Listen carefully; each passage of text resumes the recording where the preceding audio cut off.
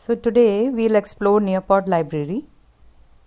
So once you click on Nearpod library, you can search for lessons in the Nearpod library, and Nearpod has a huge library of lesson plans. So you can search videos, you can search lessons. See? Okay? See, so many lesson plans are there. So let's see frictional forces. This is an assessment also. Okay? You can click on this option to add this lesson plan to your library. I'll show you the preview.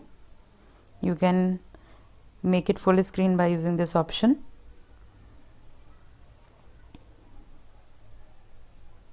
See, everything is there. Background knowledge, then learning objective, today's lesson, what the lesson will cover. Let's make an observation.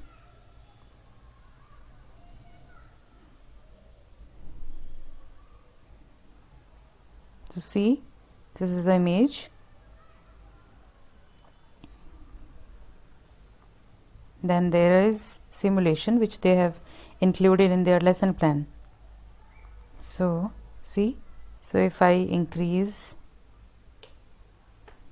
this, okay, see,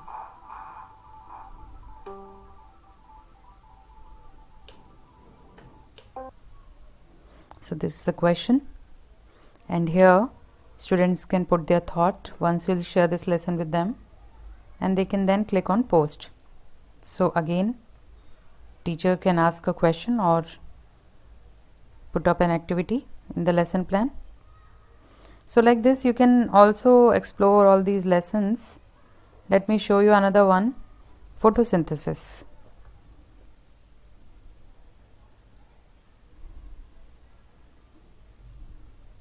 So an activity is given here which is explaining about the process of photosynthesis. See, so complete the diagram by labeling the different reactants and products of both the light dependent and light independent reactions. So children have to draw here, so they can use all these tools is from here only. Okay, like what are the reactants. Then if you want to lock the activity after a certain time, you can lock from here and then click next. See, again one chemical equation which you are showing to your children, and then a poll. So how confident do you feel in your ability to describe the different stages of photosynthesis and how its products are necessary for regular respiration? So children will answer any one and submit their responses. So like this, Nearpod has a huge library which you can also explore. Thank you for watching this video.